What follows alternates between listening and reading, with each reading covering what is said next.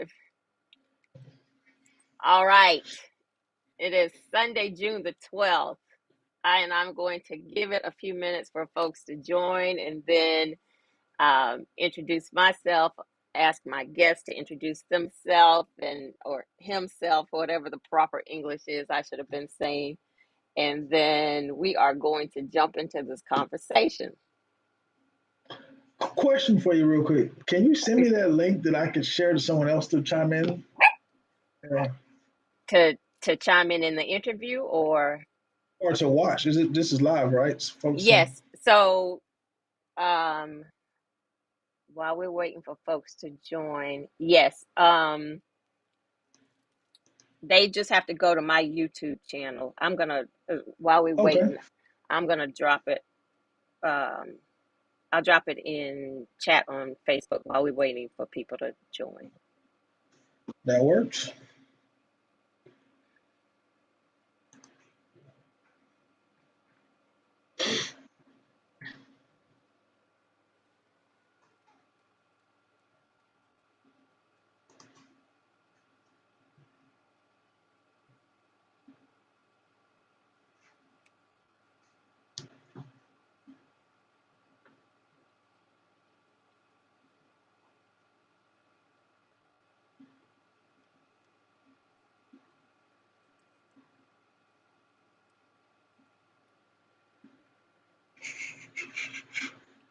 All right, I just dropped the link in chat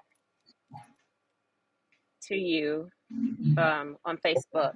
You might have an echo. Let me see if I can get rid of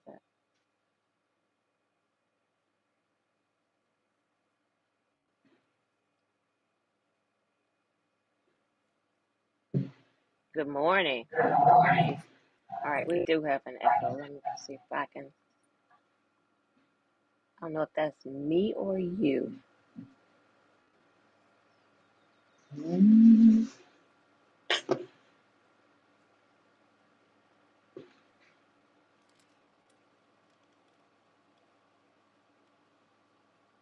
Okay, we go with it. All right, good morning. We got some folks joining. Thank you all for joining. I am going to kick this off with my intro, and then we are going to jump into our discussion. So to introduce myself, and I always say good morning or good afternoon, depending on where you are joining. Grand Risings.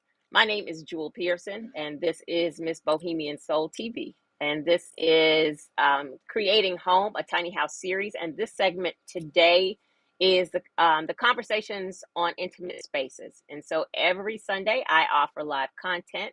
I alternate between these conversations and the What's Your Question session, where I answer frequently asked tiny house questions.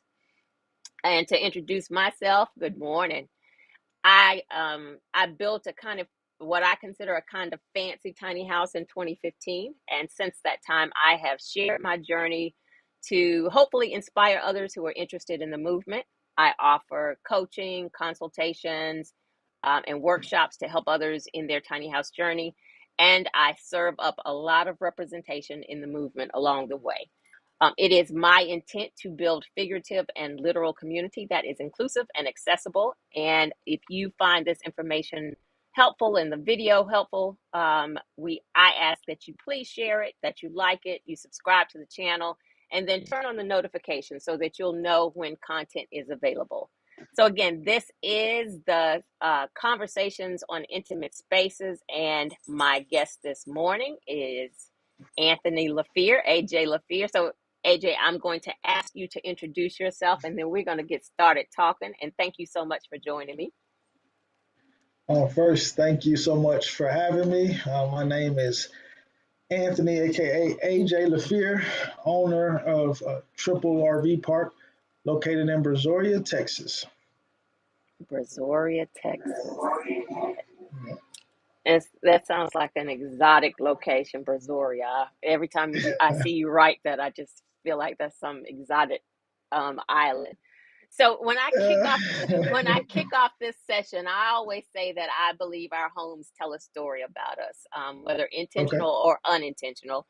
And I tend to think that for tiny houses, people who live in tiny houses, it is intentional, that there's a lot of intent that goes into decisions to build tiny, to live tiny, all of that. And so those are the kinds of things that I explore in these conversations. And so I know you don't live tiny.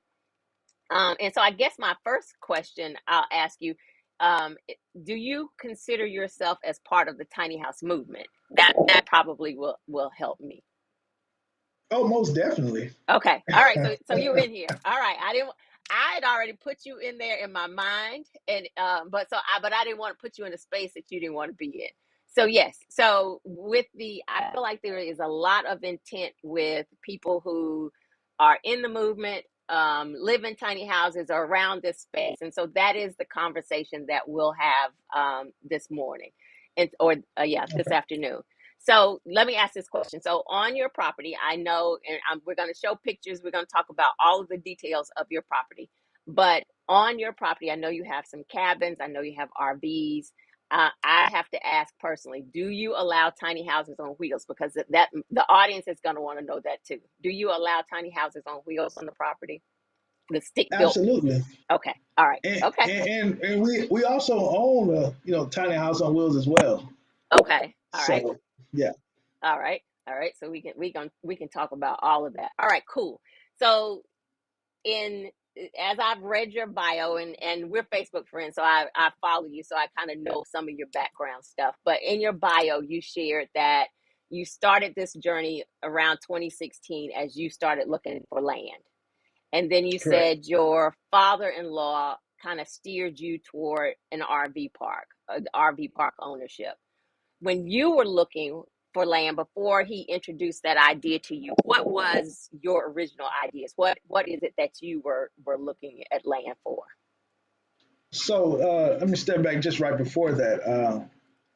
I'm an engineer by degree, and so I was working in a engineering environment, a classified environment, surrounded by nothing but middle-aged white men, and all they talked about was their land and their tractors and their cattle.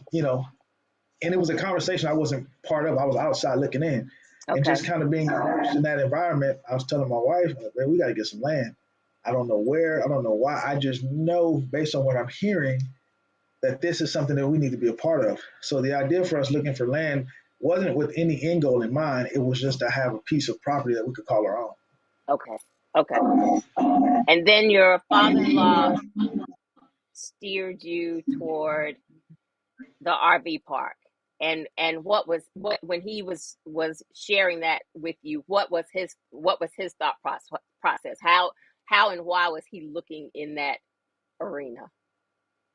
I I don't know what his motivation was. I think it was uh, more like a good idea fairy. You should do this, Okay. and Okay. and so when we bought the land, it just had a mobile home on it and a septic system. That was it, and the rest was just dry land. And they're like, man, there's a septic system. You should not even RV park. You should just buy some RVs. And so that's what I did. Was I started off just buying RVs, and then and we can get into that a little bit later. But Okay. that's how it started. Okay. So do you have another? Is somebody else listening in the house? I'm trying to figure out where that echo is. I only hear it. No, no, Okay. just me Okay. in this house. I don't know what the echo is. Okay, we're good. So you just shared you've got your engineering degree. You went to Baylor.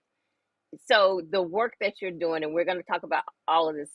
Do you feel like it is a continuation of like your engineering degree, or is what you're doing now a complete pivot from like your original plan when you went into school and I'm getting my engineering degree?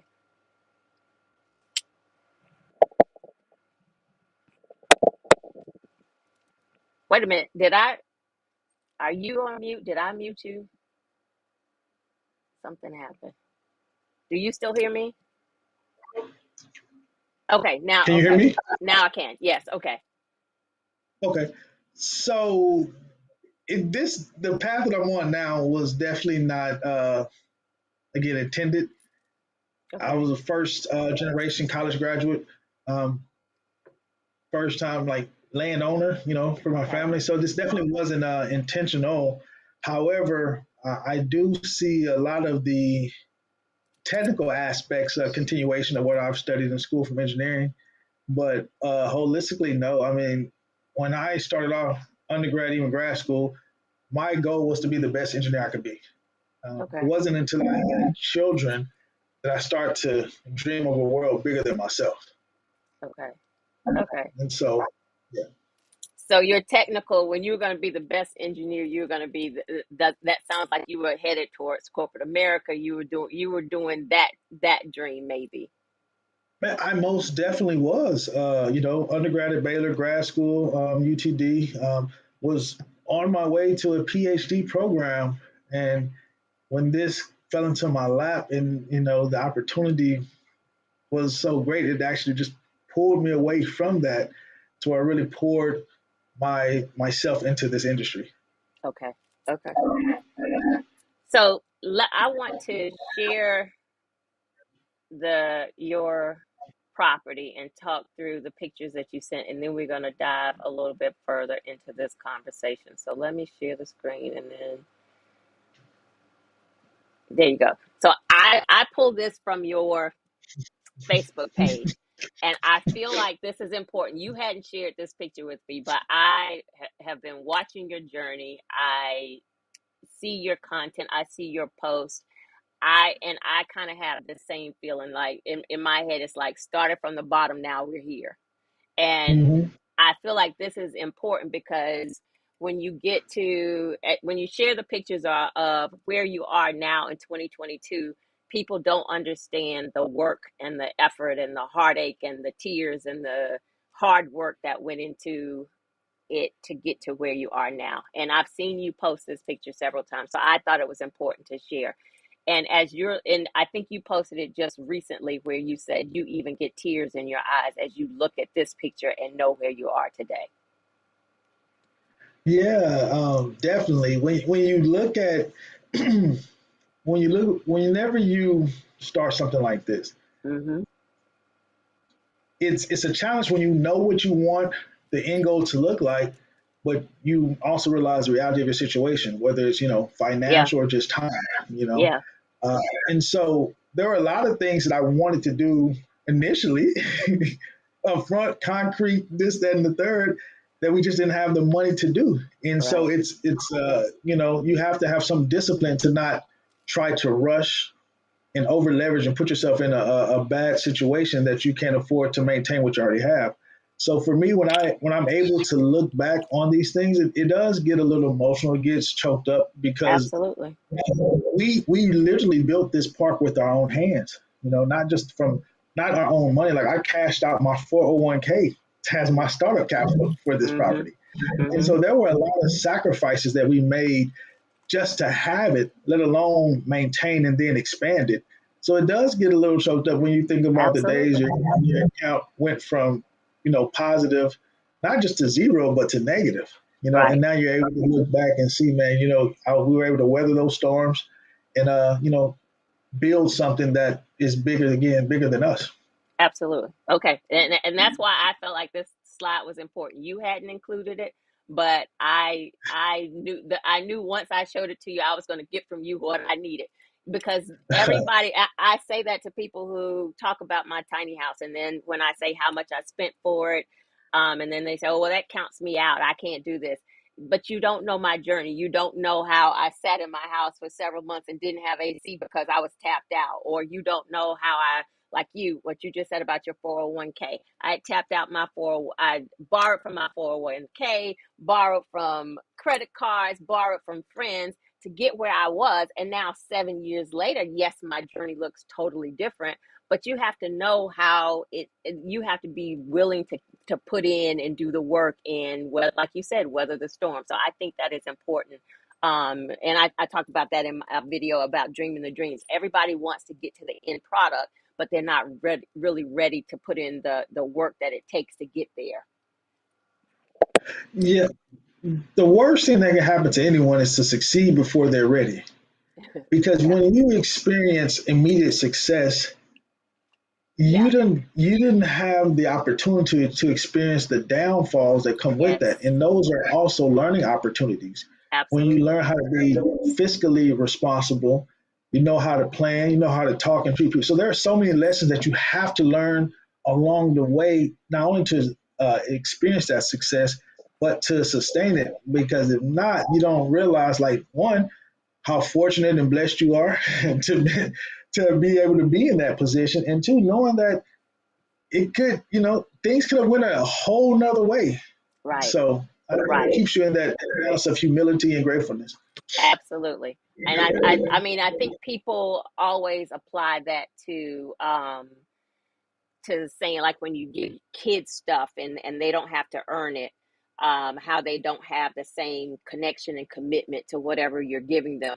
But in what you just shared is even, it's applicable to us as adults, because it's the same concept. If you, like you said, if you get to success right off the top, you don't know the grunt work that it takes to maintain it, or to get there, and it does change your sense of gratitude, and your gratitude journey. So yeah, absolutely. So here we are. This is, Eh, I Okay. always, so tell us about this area right here. Real quick, before I touch on this, I just want to add one little nugget to that last statement.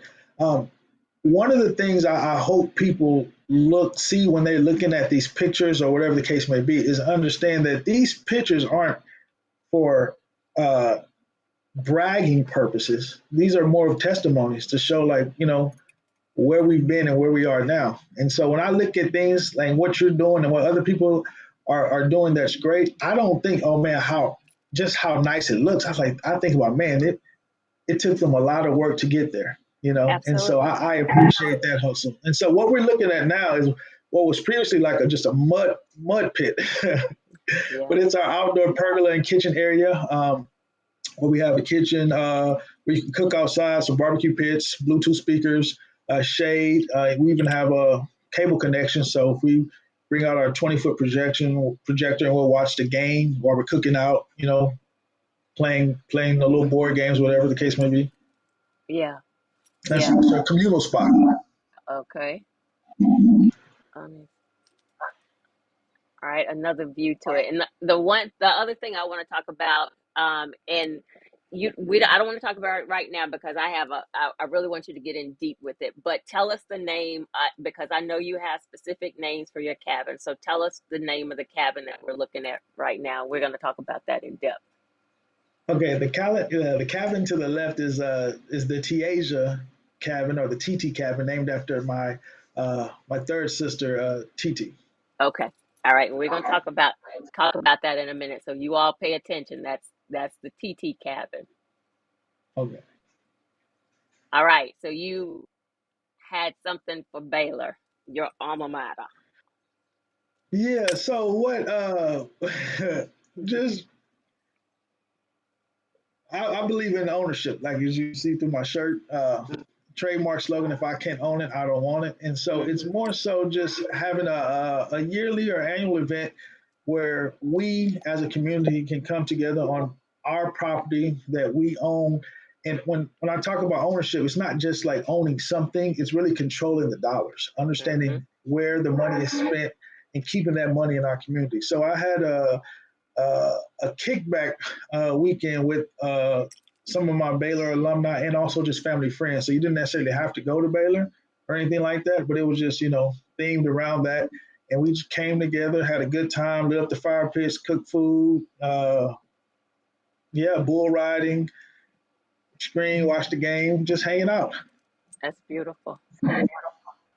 Okay, so now we're in a cabin. Is this the same cabin? Is this the TT cabin, or No, which cabin is this?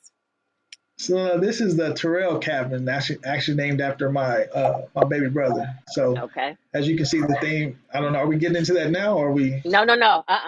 Okay. I just want Okay. I just I just want them to know that these are different cabins Okay. and what the cabins are named. Okay. Yeah. So you want me to talk about this cabin a little bit, or Yes, no? We yes, just please. Yes, talk about this okay. cabin a little bit. So we do build the cabins ourselves, from start to finish. the framing, electrical, plumbing, insulation, HVAC, flooring, sliding barn doors, stone fireplaces, free cable and Wi-Fi. These are all built and designed by us. The color scheme, so everything that you see in our cabins is our brainchild. Beautiful. All right. So this is an expanded view of the cabin. Expanded view, yeah. So you can also see here. You see the sink and the two burner stove over there, as well as the refrigerator and microwave. And yeah, and we call these cabins slash tiny homes. And I'm sure you talked about, or the definition of what a tiny home is. Mm-hmm. I'm pretty sure we heard that time and time again. So Yes. Yes. Absolutely. All right. So now this is that same cabin, and we're looking in from the front door. From the front door, exactly. Okay. Okay.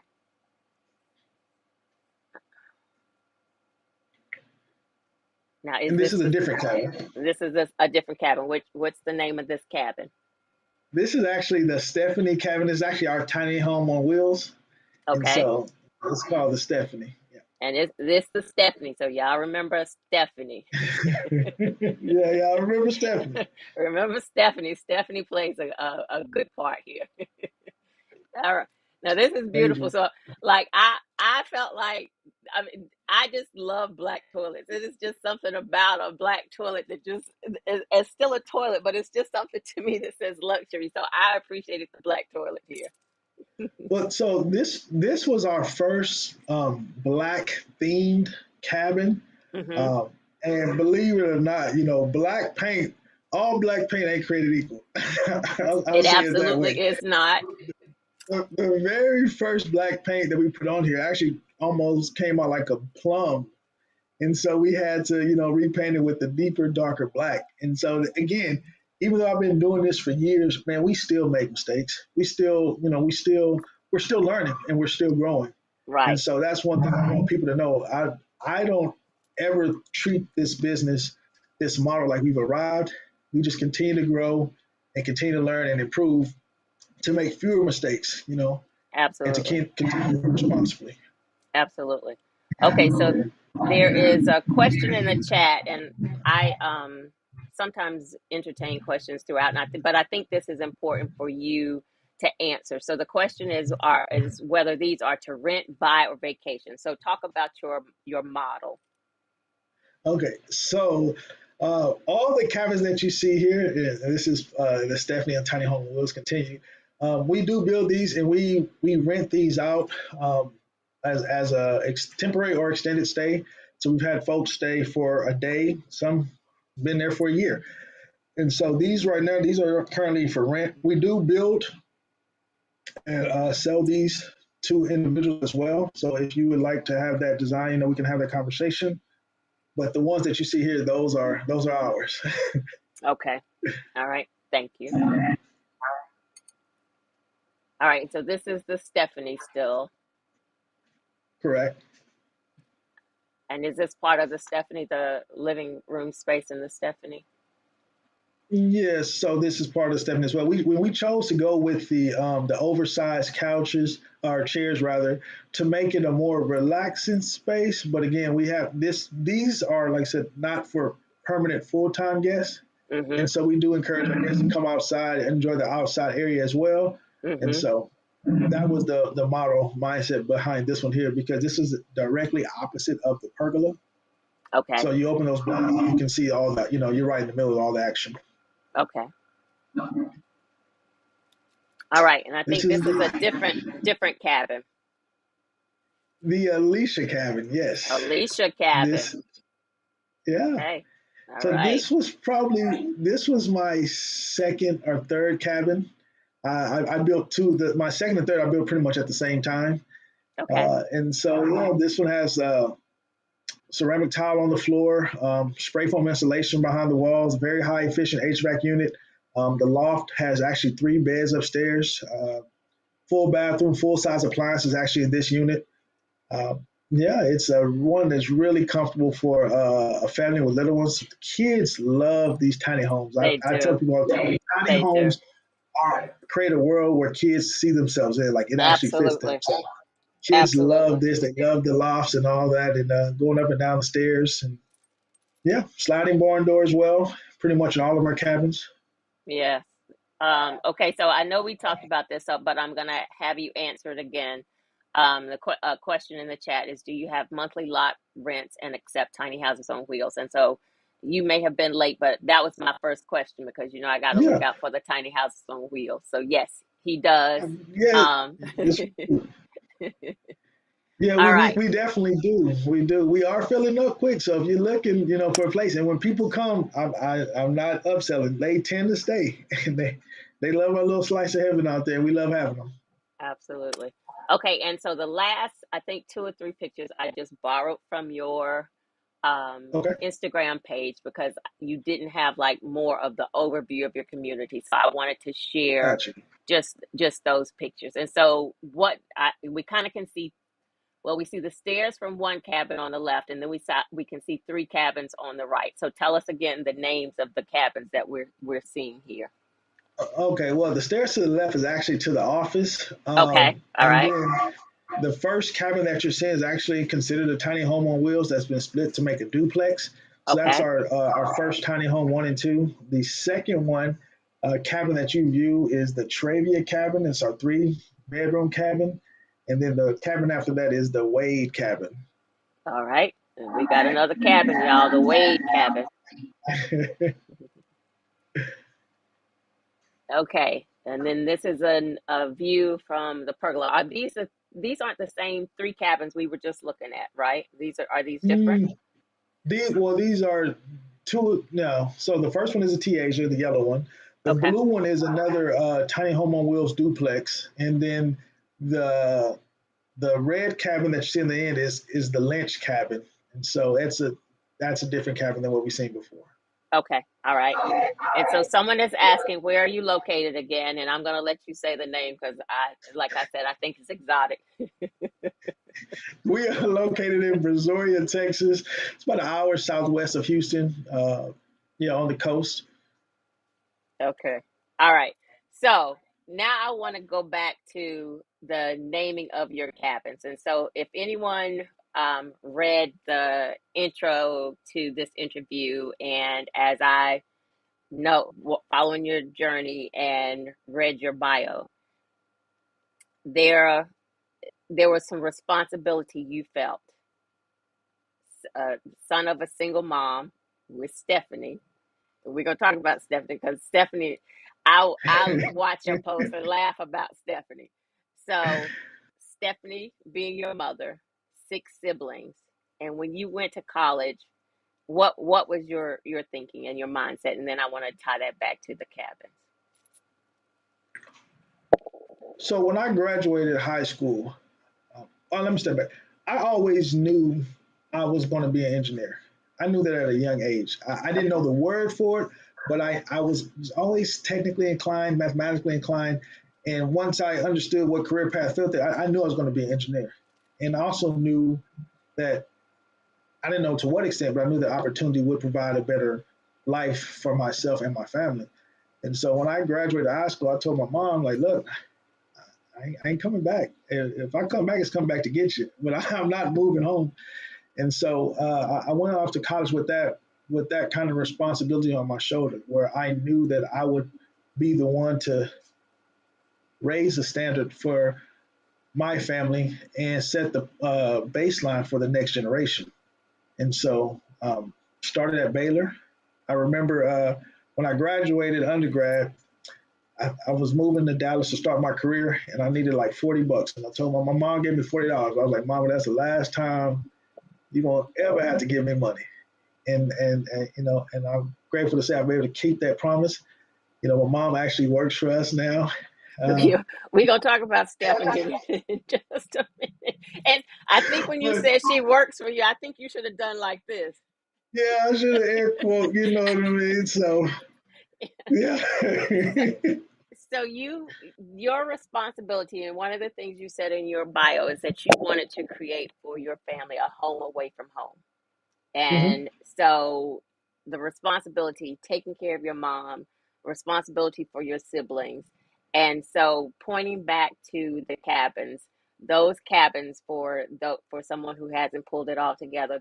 Those cabins are named after his mom and his siblings. And Exactly. what how does tell us how that feels, like knowing going off into undergrad, that was your responsibility. Just if you can put it into words, walking on your property and knowing there's the Stephanie, there's the TT, there's the, how does that feel? Man, it's humbling, and it really is hard not to get choked up, because it's even better than I realized or even or I imagined. Actually, Yeah. being able to not only like just have the cabins named after them in Mhm. honor of them, Mhm. but also I really view them like as a launching pad. So I think everyone needs to go out and live their life and try to do what they desire to do as best as possible. But knowing that if in case one of my siblings or mom tries something and fail, we could soften that fall. Right. Right. They didn't have to start all the way back from zero. They have a place where they can come, recoup. Now you got to get back out there. Right. You know what I'm Right. saying? You got to get back out there and live your life. But they have a place. And I'll just give a little example. Like my brother at one point in time, he had lost his job. It's like, bro, don't worry about it. Mhm. You got a place to stay. Your kids aren't going to go without. You know, you. So that gave him an opportunity to not have to deal with that. All right, he didn't have to deal with that stress of That stress. uncertainty that a Absolutely. lot of folks deal with in those situations. That comes with, okay, how I'm going to make ends meet, and being able to just like, that's just a small example of being able to provide that for a family member or even for a complete stranger who may have fell on just a really tough time, and then we're able to, at our discretion, provide some sort of relief. Absolutely. So let me just put it out there. These Sunday conversations, we get emotional. These are the conversations. This is less about the property and the decor and more about you and the work that you've done and the emotion of it. So you good. This is what we do on Sundays. Uh, So um so and we got to come back and talk about Stephanie just in a few minutes. But one of the things, and you were just leading into that. So, and as you were talking about your brother losing his at one point losing his job, I've shared that too. That I first of all, building my tiny house, the impetus was losing, having been laid off so many times and being in positions where you're laid off no control of your own. Somebody is making a total decision for your life, and what that feels like as a single mom, having to know I got to feed this child, I got to keep this house, shelter over her head, all of those stresses when somebody else has made a decision for your life. And that mhm. was like the not it wasn't the last time I got laid off. The next to the last time I got laid off, that was when I said, okay, I'm pulling the plug right now. I'm building my tiny Mhm. house because I don't want to be in this position again where I'm scrambling and trying to figure out life because somebody else has made this decision for me. And then in my tiny house, after I had built it, and the struggle, the hustle, the 401k, all of the things that we just talked about, how I got to the house. I was a contract employee, and they were actually hiring me to go to full time, but there was a delay in that process, and so I was again out of work for I think it was almost a couple of months. But when I tell you that stress level, kind of what you were saying to your about your brother, the not having the stress because you've got this cushion. My whole stress was totally different because I'm in my tiny house. I know no one can ever come and take this house from me.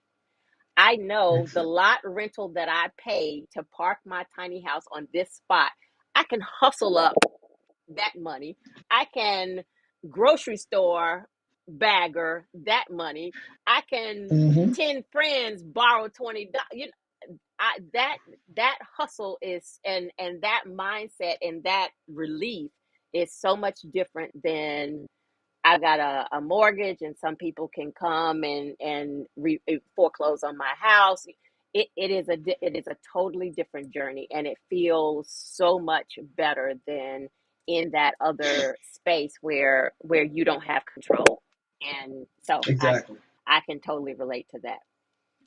So let's talk about this too, because when I talk about tiny houses and I share tiny houses and why I feel like they're so important, and especially for Black and Brown communities, I talk about, what it feels like for me for personal freedom, and what it feels like liberation, and the impact that tiny houses can have on the affordable housing crisis, and the quicker path to home ownership. All of those things that I feel like are important and necessary for people, but so necessary for our communities as well. You spoke to generational wealth building, and your motto, your shirt you have on: "If I can't own it, I don't want it." With the moves that you're making, and you've already kind of talked about this, but like I want you to just kind of bring it home. What does the generational wealth and the moves that you're making, what does that mean for you, and what does it look like for you and your family? So again, as you pointed out, my slogan, which is trademarked, by the way, because I mean, In like case I said, any of when you y'all believe trying in to do something, it, look, in case of y'all yeah, trying to yeah, do yeah, anything shady, let me go ahead and yeah. throw it in. It's trademarked, by the way. This is a trademark slogan, by the way. But no, I believe, as you talked about before and used the word liberty, I talk about that a lot. There's true liberty in ownership. Absolutely. And not only do we own, like I said, the tiny homes, the cabins, but we own the land, right? And so we get to make the decisions about who comes, who stays, who doesn't, how we grow, what we do, how we police ourselves. You know what I mean? So you think about just creating an environment where we can live life unapologetically, Mm-hmm. where the mistakes that we may make outside of our community have larger repercussions. They don't have those same kind of repercussions in our community. If that makes sense. To where if I'm a little bit irate or upset, it's not perceived as a threat amongst us because we know when someone's upset, if they're really just blown off steam or they're really a threat. You know what I mean? And so just being able to create those environments for us to be unapologetically ourselves, that's one of the main things. And owning the land and keeping the land, not building it up so someone else can take it. And so when you look at our business, and now we talk mainly about the RV park, but any of the other Yeah, businesses, go the ahead. coffee So shop, the wine. you haven't named the other businesses that you own. So do that now, Okay. and then talk about that. Okay, so we also own a coffee shop, a winery, some other RV parks, and racetracks where they, and I'm not talking about gas stations, Auto racetracks racing. Yes. where they actually race cars. And so again, owning it. This is what I tell people all the time: is putting black faces in white spaces, if you will, because these industries that we're in are not typically or predominantly owned or ran by us. And so being that one face, my goal is to make as many black RV park owners as possible. Right now, we have other parks and other owners who are able to now say, "Hey, I own an RV park, I own a racetrack, and things like that." And so, really, and I will go back to ownership altogether. But one thing I will say is this: in addition to practicing ownership, is also practicing group economics. We in Cooperative large, economics. Cooperative there you economics. go.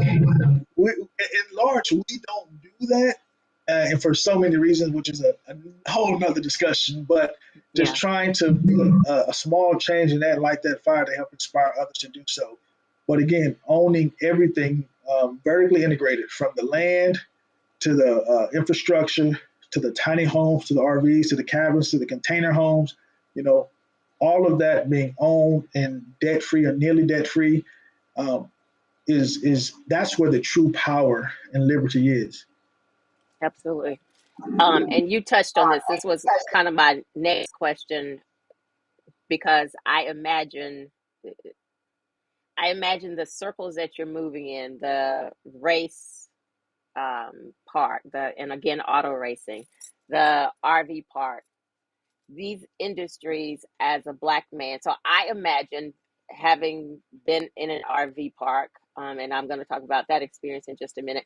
it's not even corporate America.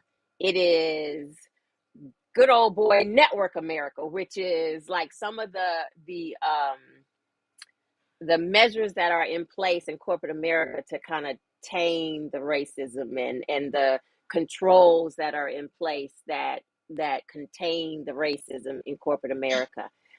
In those industries, I'm imagining, and I would like for you to confirm that it's even a little bit different from moving about in corporate America as a Black man. Is true or false? Uh, Definitely true. Okay. I think again, in corporate America, the reins that are there, they're invisible, Mhm. so to speak. Mhm. But when you're running into, real people in these real environments, you're able to witness that It, ugliness unfiltered, if yeah. you will, Yeah. or directly. Yeah. And but at the same time, you're also able to set the standard on how you run your business because you own it. Absolutely. And so that way you can say what's allowed and what's not allowed. Or, Yeah. you can respectfully you can go.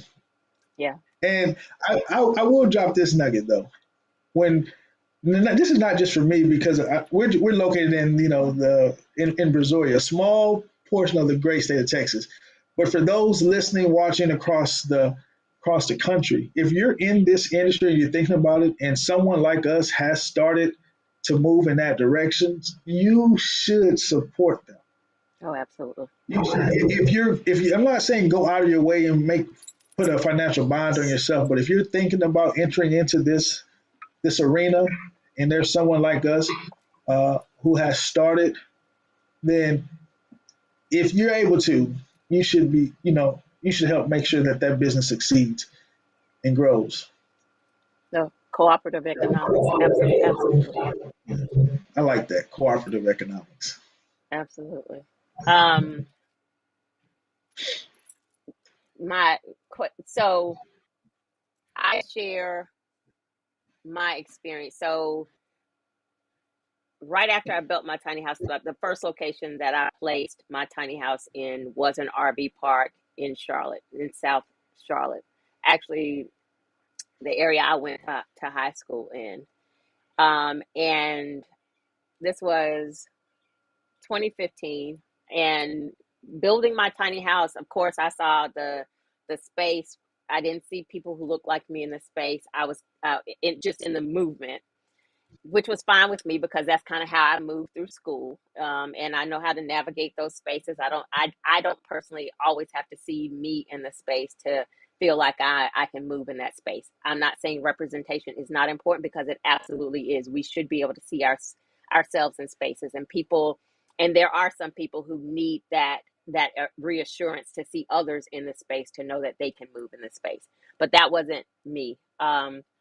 Naively, I hadn't even factored the race thing in there as I'm building my tiny house. And then I'm gonna say I moved my house to this RV park, and I'm gonna say I was there 2-3 weeks before I hear some people who have their guests and the N word is being thrown around, and it's being thrown around loudly because they're over there, they having a conversation, but I keep hearing the N word, so I know that you're saying it loudly for my benefit. Like y'all could have whispered it over there, or Exactly. I can't hear the rest of your conversation. I can hear, but I hear the N word. You hear So that word clearly. you're saying it for my benefit. And so at that time, the interesting thing is, a family friend, my electrician, was there, and he looking at me like, what you want to do? How because it was total disrespect. How do you want to handle this? And at that point, I was like, we got to stand down. Like it was total disrespect, but we got to stand down. Like we can't come out guns blazing, but I know that you're disrespecting us on purpose. At that point, I knew I wasn't in a safe space, and I knew I needed to start making some decisions to move. Some other things were happening in the background that I had no idea about. That the person who had just bought that RV park was actually trying to move all of them out. he wanted to have upscale tiny houses in the community, and he had actively recruited me to be in the community. But he had not had any conversation with the rest of them about what was getting ready to happen. So what he started doing was raising rents because he was trying to push them out. The rent that that he was raising it to me was normal because I'm coming from apartments. But they had been living there for years and years at $150 a month or $200 a month. And now he's taking it up to $500 a month. And that's astronomical to them, which, you know, in the big scheme of things, it's not a lot. But when you've been used to paying $150, $200, that, and if that's not your financial situation, yes, it becomes a lot. But instead of him having the conversation with them, he was trying to push them out. They felt like it had something to do with, as I heard them talking about me one day, the black girl in the fancy condo on wheels. So it's like, and so I can hear you all talking about me. So the There you black girl go. in the fancy condo on wheels. So then it became me again. There was something else to target for me that I had nothing to do with. And so a Hmm. whole bunch of passive aggressive things started happening, and it became an unsafe space. The racism, this stuff, they started doing, you know, parking under my window, parking under the window, revving the engines 5, 6 in the morning, just passive aggressive stuff that I know I can't stay here because I'm gonna catch a case. So then it Gotcha. took to the point of where I had to have a friend who was a police officer ride through the community every once in a while, and as I was looking for a space to let people know somebody's watching me. Like, y'all, you know, this is this won't happen. So I said all of that to say, from my own experience, I also know full-time RVers who have um, shared, you know, how they go to these RV spots and there are Confederate flags flying, there are the Trump flags flying, and they, you know, the people feel a way about, you know, I should be able to share this. This is my spot. I should be able to, you know, it's not against you. All, you know, all of the things that they say when they try to support the flying of the Confederate flag. My long story in that was, do you have specific rules in place for that type of thing? What has been your experience, or does it just not happen because they know we come into this black man's RV park and we're not even going to try this mess? You know, No, no, no. So, I mean, again, we have to be, you talked about representation, but we also live in a reality where you know, where the fact of the matter is in this industry, we are underrepresented, right? So if my business is not built on just serving black folks or folks that look like me, absolutely, absolutely, because every other community takes from us. They all take our money. And so I believe that everyone can be my customer. However, I have rules in place to make it safe for everyone, but also address some of the things that weren't previously addressed with us. Now, you can feel how you want to feel, you can believe what you want to believe, but I also truly believe that respect is universal.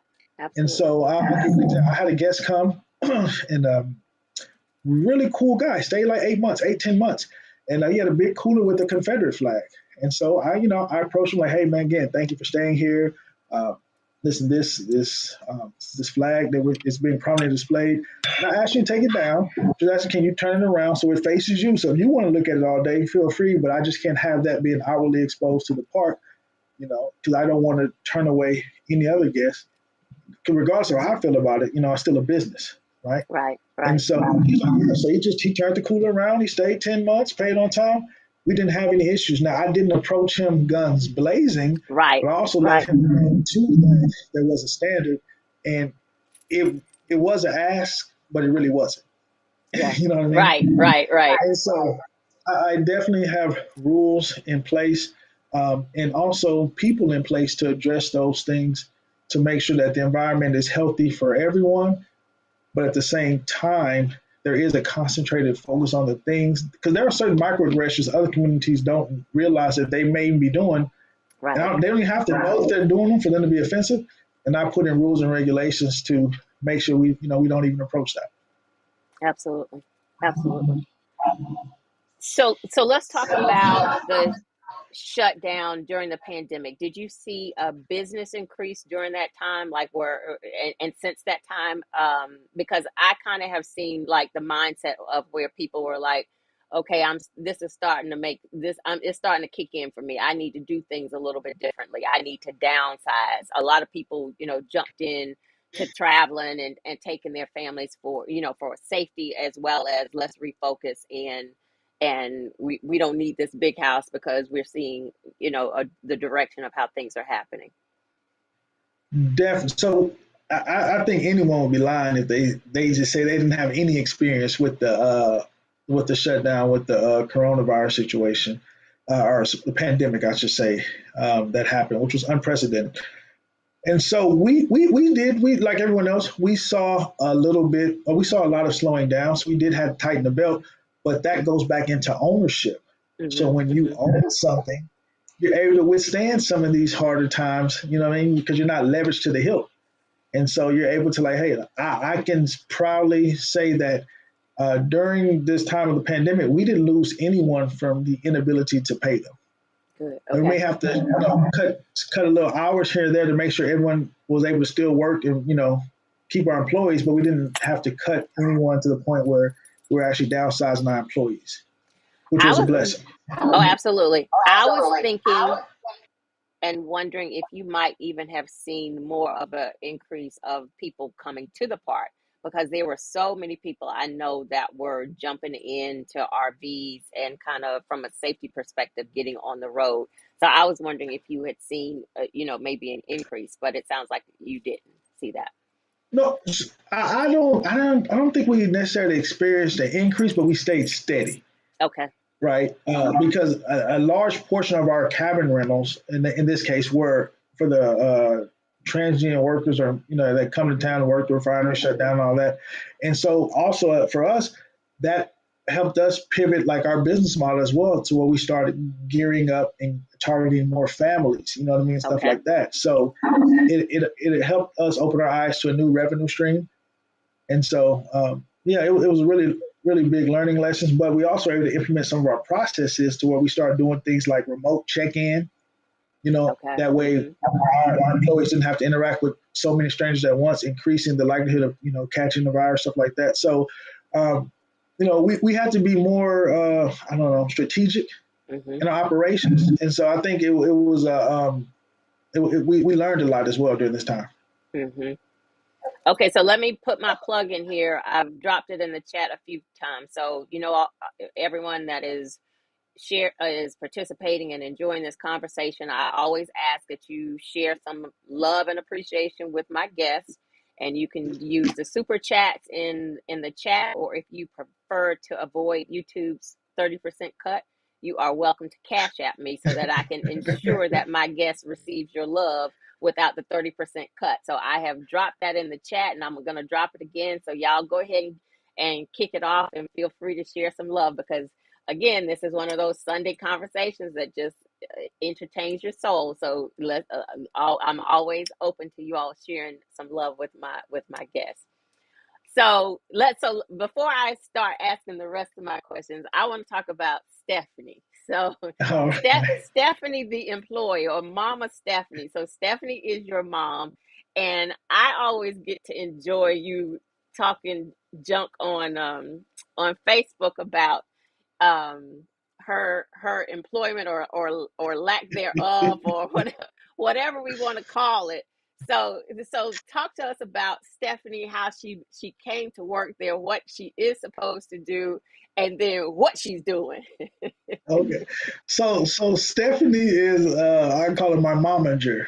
Uh, Momager, I like that. yeah. So really and truly, honestly, I didn't even know my mom has started working for us until one day I called the office and she answered the phone and I hear a voice and I hear TripL RV Park and I'm like, Mama? And she's like, yeah, like, why are you answering the work phone? And she's like, oh, I work here now. Who So hired I her? said, exactly. So I called my other manager. I was like, Dewanda, did you hire my mom? She was like, no, she just came and said she was starting today. So that's how man, you get me crying. That's how my mom was like So she didn't start go through an working. interview process. She didn't fill out an Man, application. look, She ain't talked to nobody about I need a set up no job. direct deposit, no, she just started work. And so keep in mind, all this time I'm already, taking care of my mom. Before she, you know, and so like my mom would. This is how my mom do. She would come, to the RV park when she wanted, stay a couple nights. She'd go to the coffee shop, get her breakfast, and all on the house. Wait a minute. So I was just going to say, does she pull out her card? no, Uh, no, no. My mom lives a free life in that area, so she stays and just she has a house, but she'll come stay a couple nights. Go to the coffee shop and just hang around and go home. And so yeah, so I guess I don't know what prompted her, but she wanted to work. So she so she now said I got a she whole cabin over there with my name on it. I whole don't have time to. don't have to do nothing. I mean, she vehicle everything, paid off, and so she just comes and goes. She has and I got her a dually. Now I don't know why she got a dually because Just in case it anyway, rain and get a little slick. Sometimes you yeah. need them extra wheels. So she comes and so she works 4 days a week, 2 days on site, 2 days remote. Now there be sometimes I call her and it sounds like she's still asleep, and I'm like, Ain't you what are supposed to you have doing clocked today? in by now? I mean, I don't know. Stephanie just be doing what she want to do sometimes. So I got to rein her in, because my mom and we can she'll be telling like family stories on the clock. You know what I mean? I'm like, mom, we working. And even then, like this is what she does though. She has a way with words. Stephanie is really quick on her feet. Like if I'm correcting her, like, hey, you need to do this she'd be like, okay, son, come to on. to put you back in your place, son. Okay, no, she's like, okay, son, like, so now you want to play with my heart. Like, I'm trying to correct you. And then it's like, okay, son. And then she was just like, okay, well, how are my grandkids doing? You know what I mean? So it's a wonderful thing though for my mom to Absolutely. witness what we've built out there, because she saw it from the beginning when it was nothing but a mobile home and land. And when she had asked me what I was going to do with it, I said, Mom, I don't know. And like for her to see that, she tells me constantly how proud she is of me, how much she enjoys being out there, and my siblings as well. I mean, it really is a family environment. And even the name, like Triple, it's named by my son. It's Anthony the Third. We call him Tripp. Okay. Okay. And so yeah. And our next park, by the way, is Logan's Way. My daughter's named after her. So everything that we're doing here is centered around the family. Absolutely. Thanks. Somebody I just just saw. ordered your I just read a comment.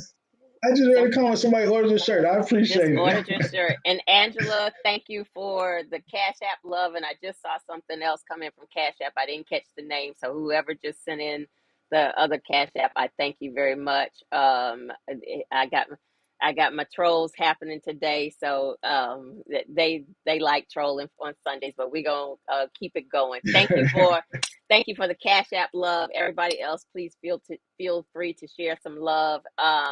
The t-shirt at the end of this, I asked for you to share all of the things and the ways to get in touch. But since somebody mentioned your t-shirt, let's talk about that real quick and tell if anybody else wants to go ahead and order a t-shirt. Tell us quickly how to do that, and then we'll get all of the ways. Okay, you can go to our website, www.triplrvpark.com, TRIPL RV Park, no E.com, and scroll down. You'll be able to find links to the t-shirts. You have different colors and sizes and fonts. Okay, thank you. Okay, so somebody else is asking where the park is located. So I know that you've joined late because I think we've said it a couple of times, but he is in Brazoria, Texas, which is It's about which an hour is southwest of Houston. Yeah, yes. hour southwest of Houston on the coast, right by a bunch of fishing and water spots. Really cool spot. Okay. All right. So the closest big city is Houston. So now somebody is asking me about my Houston, Venmo. Galveston. So Houston. So somebody's asking me about my Venmo. So let me pause just a second and put that in here so we can give them all the ways to show you some love. Um, all right, I just dropped Venmo in. It's at Miss JD Pearson 27. So if you want to Venmo, you can do that now. Cash App. If you want to do super chats, you can do that as well. All right, so let me get back. So I didn't want to miss any fun, so I needed to get that information. All right, talk Okay. about what if you look at this journey. This troll is about to work my nerves. Looking at this journey, talk about three things. The what for you has felt like the easiest part of the journey, the hardest part of the journey, and if there's anything like a do-over moment, if you could do something over, is there anything that you do differently? Easiest part. No, You no, know, and look, like, and nothing to say nothing is okay if it hasn't been okay. easy. I think if anything is easy, it's the waking up and giving each day my best. Because again, the motivation is not stuff. It's not even money. It's the ability to provide a safe place for folks to come and enjoy, but also to provide the relief for my family so that they don't have to work as hard or stress and do other things to make money or make a living. And so I think that's the part, is the waking up to give it my all is the easiest part. The hardest thing I think is dealing with people, right? Mm-hmm. And this is one thing I tell my team all the time.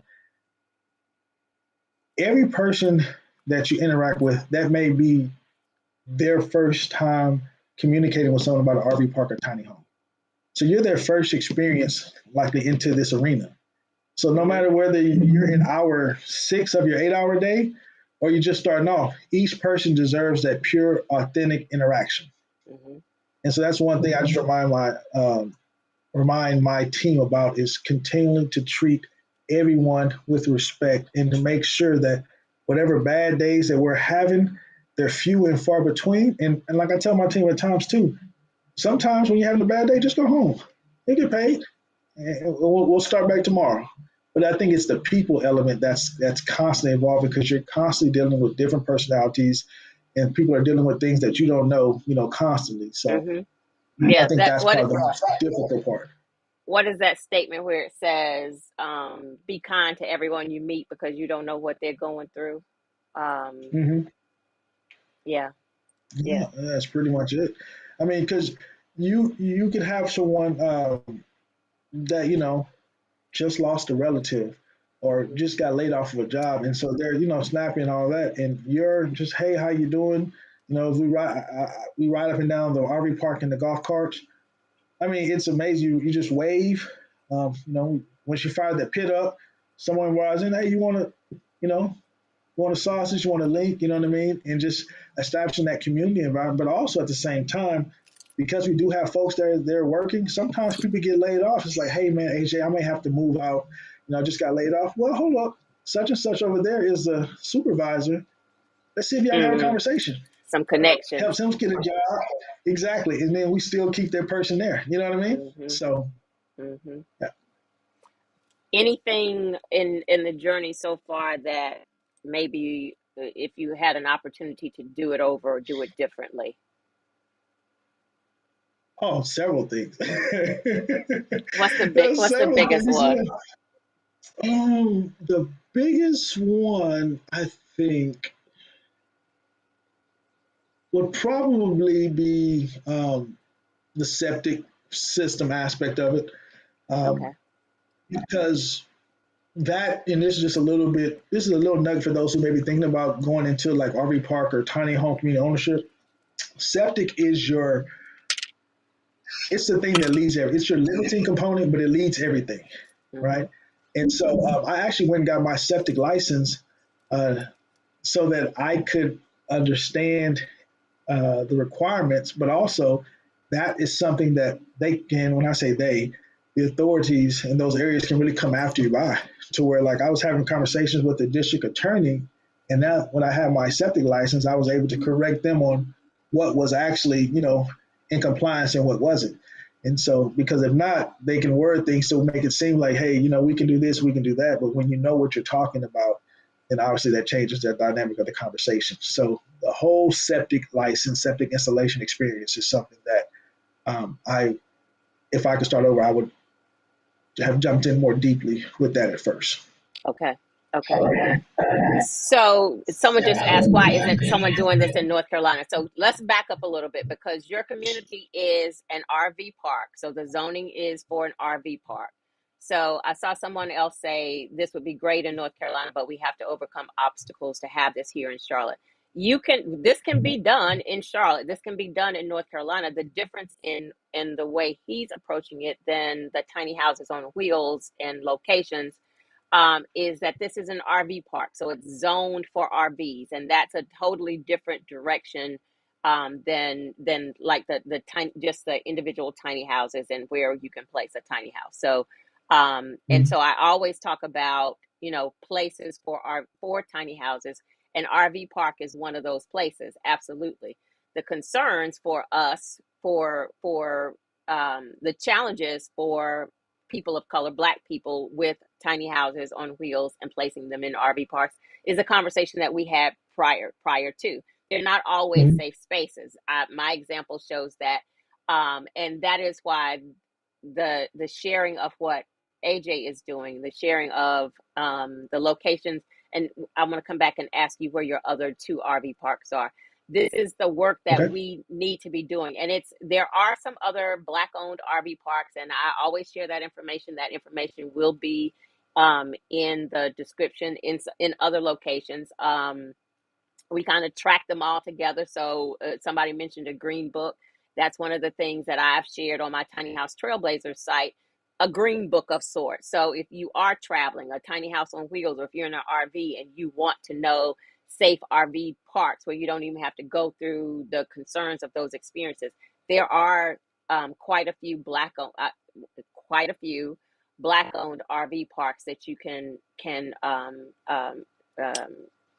go to. I don't know how I lost my word. Before we move forward, where the 2 other parks that you own, where are they located? Are they also in that same area? No, the 2 other parks, they're in Texas. They're located in East Texas. One is in Kilgore, called Twisted Pines RV Park, and the other one is in Winona, which is about 15 minutes away from the Kilgore location, called Logan's Way RV Park. And these locations, again, will accept tiny homes on wheels, and even in Logan's Way, we'll actually have a designated space just for tiny home on wheels. That's the plan, anyways. Like any good business owner, we reserve the right to pivot based upon the guest, but no, for sure. Yeah. He put that disclaimer out there, y'all. Yeah. I mean, again, like I said, you have to. You can have the best intended business plans as possible, right? That's right. But you also, as a business owner, have to be prepared to pivot for your business to succeed, because there are things that happen, like here in Texas, Hurricane Harvey. No one predicted that was a lifetime. The pandemic. So these are things that happen that are outside your control, and so you have to, if you want to continue to be successful and to thrive in your business, you may have to pivot, to continue to survive.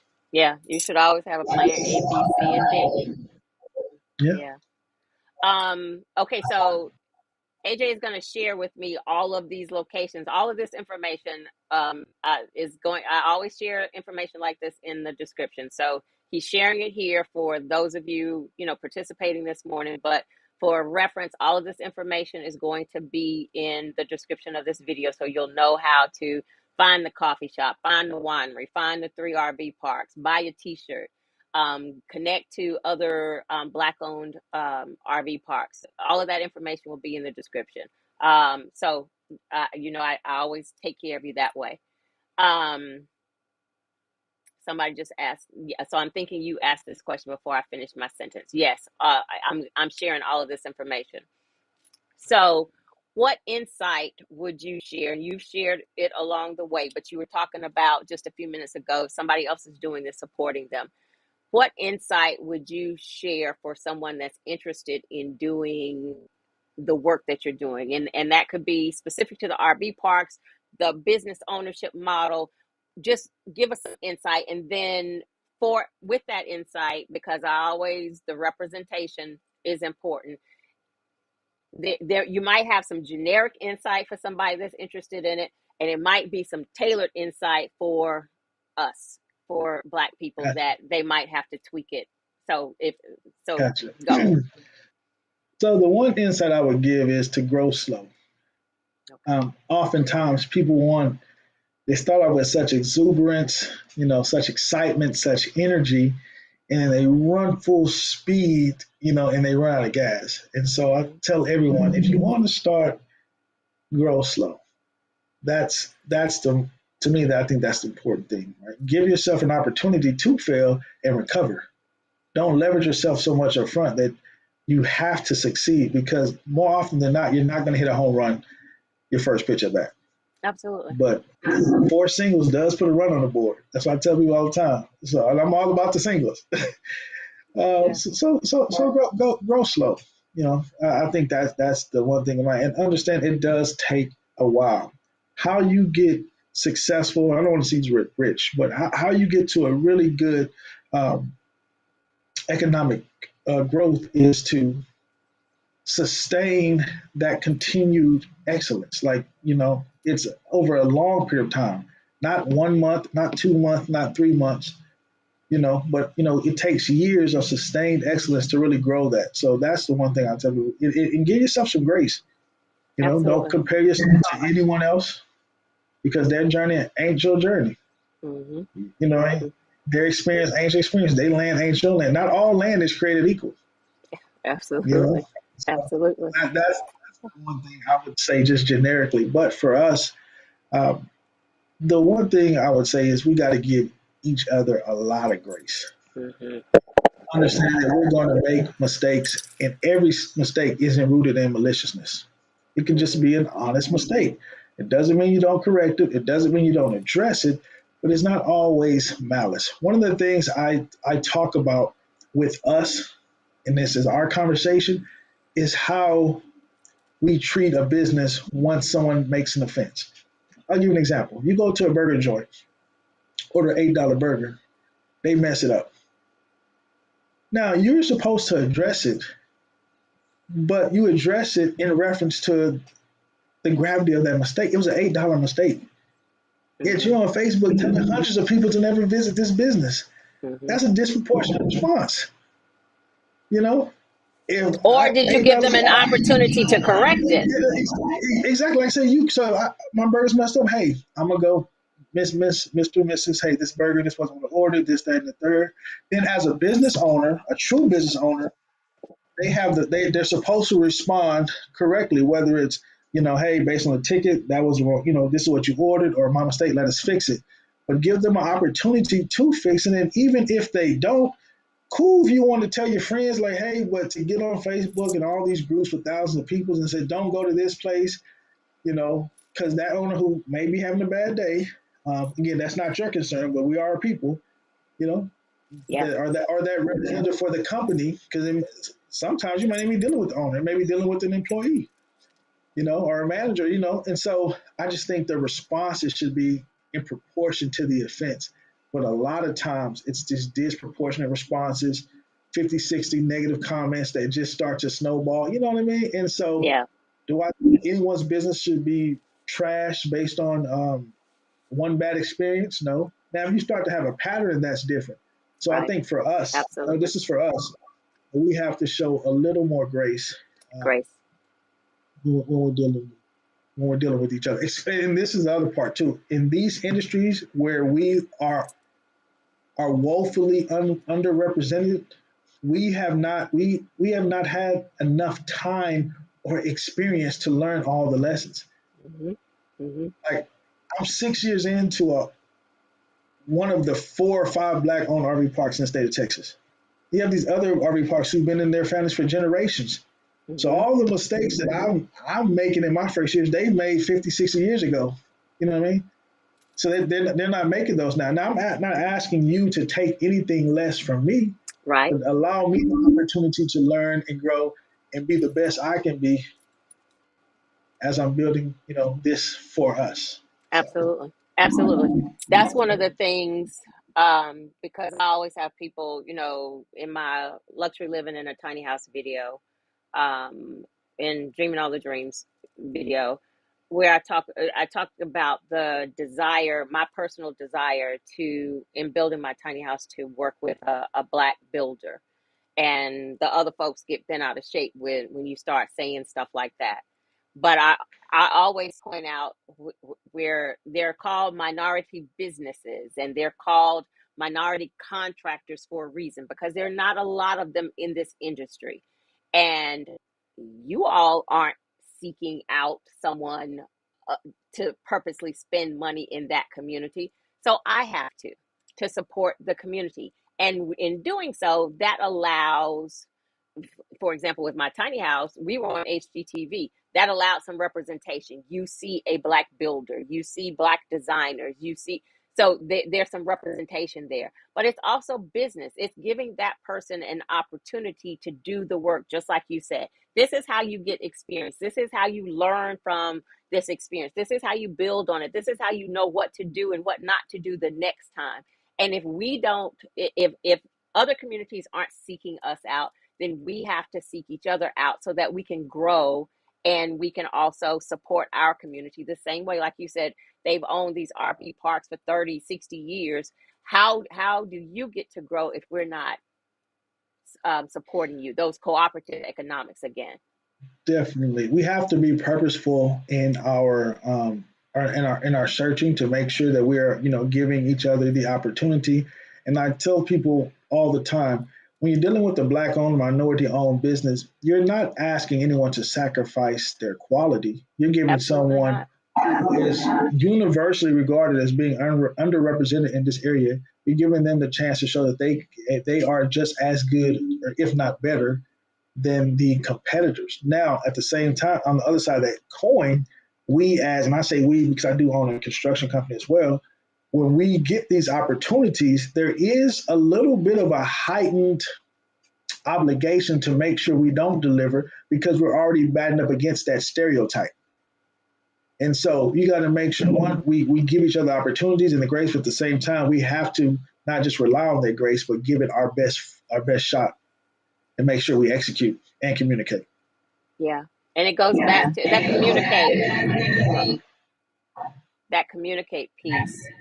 If I don't tell you where I feel like there was opportunity for improvement, if I, like you were saying, run to Facebook and I blast it out, but I haven't given you the feedback and the opportunity for improvement, I've done you a disservice. How do you know in which ways to improve? How do you know this? How do you improve if I don't give you that feedback? And it doesn't have to be the, snapping the fingers, rolling the neck kind of feedback. It can be genuine.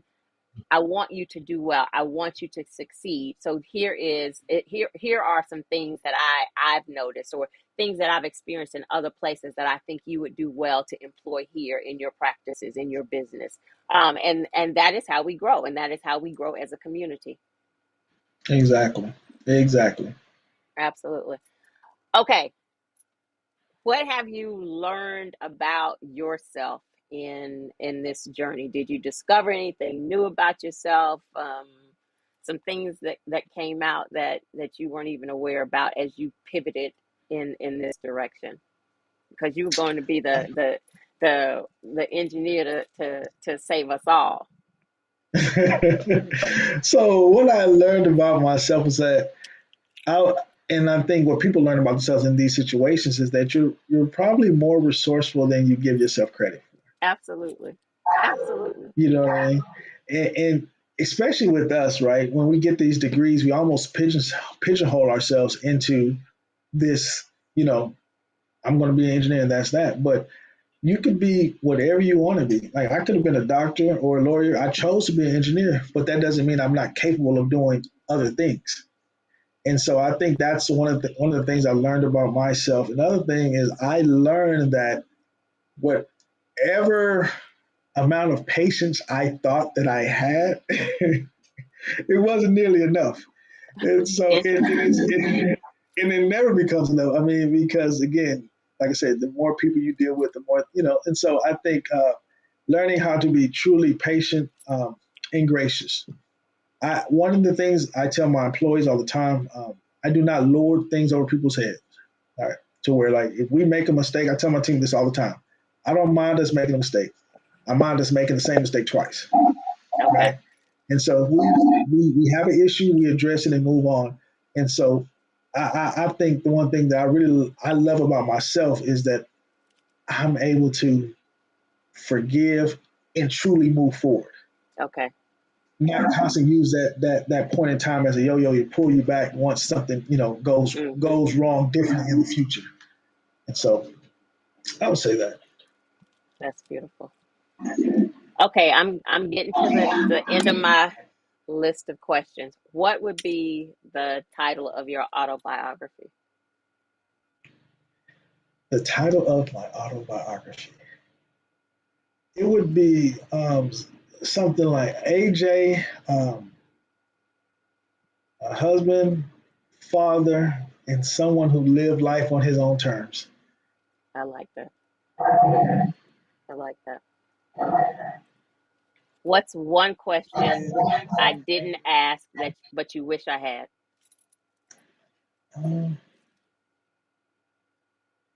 how was I able to do this? I don't know if you asked that, but I I will say did. Go this: ahead. I don't know how long we've been in this, what, an hour, and uh, I would totally remiss if I was in this conversation without shouting out my wife, uh, my biggest supporter, my encourager, who is there with me every step of the way. She is my partner, my equal in all regards in these businesses, and without her, none of what we've talked about or discussed is possible.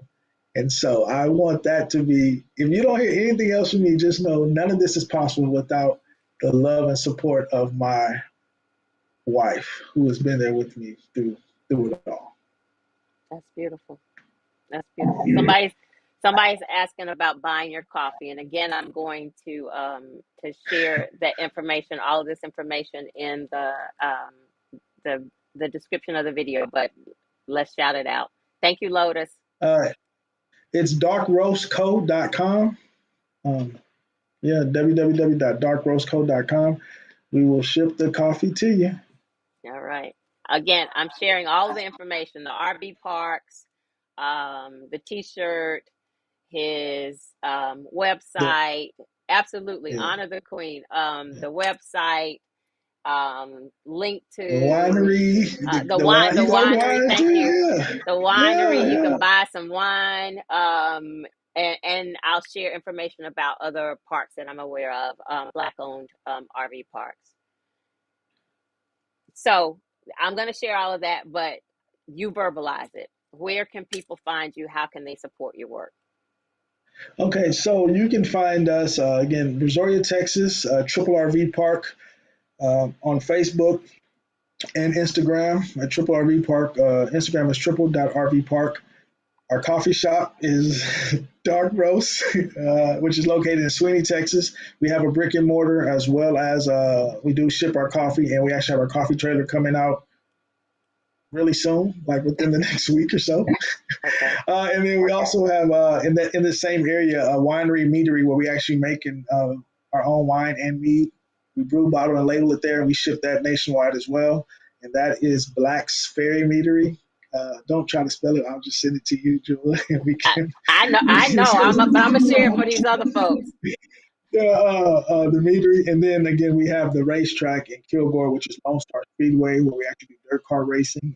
It's also an event space. We had monster truck shows, camping events, and then again, Twisted Pines RV Park and Logan's Way RV Park, which are in East Texas, and they are full hookup RV spots with amenities and so on and so forth.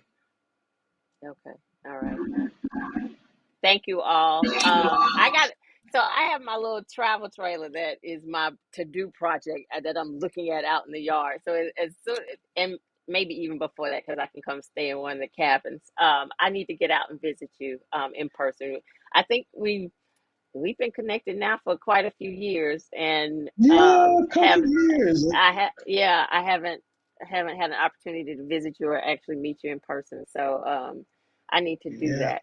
Um, When you come to Texas, I'm trying to make it hard for you to go back. I appreciate that.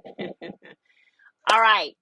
I thank you, AJ. This has been, I say every Sunday that I get to be in community. It's not just about the houses. It's none of that. It's always about the journey and the family and the generational wealth building. There's always a learning opportunity that comes out of these conversations. It's always the heart stories. It is Sunday service in a different way. And I certainly, and I always, in my opening, I say, I bring out, I share a lot of representation along the way, because there has to be an opportunity in this movement. I said this last week. I think I'm gonna start saying it um, in every session, that the tiny house movement, the numbers, and when I say it, I'm going to know the right numbers. It's either 95% white or 97% white, one of those things. And so I always say those people are covered. And I mean, they're people. I'm not separating the community, but the journey, the things that they need to know in this movement is being covered over and over again. And so the 3 or the 5% that's left in this community, we're not out there. We're not sharing our stories. We're not sharing the things that we have to be mindful of. We're not seen in this conversation, or when we're seen, it's more about the aesthetics of the house. Where did you get this? How did you build this? But we're not talking about the issues and the things that need to be shared with our community. And that is what I want to be able to do in these conversations. So I appreciate you sharing that this conversation, and the depth of knowledge that you've shared today. And I thank you so much. I am grateful for the opportunity. It was a privilege. Thank you for starting this journey and taking really the lead that we needed to start having these conversations. So, again, thank you. Thank you. So I am going to do my little spiel to close out. AJ, just hang on. I'm going to shut this down in a second, and then you and I can chat. But I want to do my closeout spiel, and I thank you all very much for joining today. So again, this is Miss Bohemian Soul TV. My name is Jewel Pearson. This is the Creating Home, a Tiny House series segment. And I do two conversations on intimate spaces on one Sunday, and then the alternating Sunday I offer What's Your Question, where I answer frequently asked tiny house questions. So I'm trying to reclaim my time, as my auntie taught me, and I am not answering questions in the chat and on Facebook and all of those places anymore.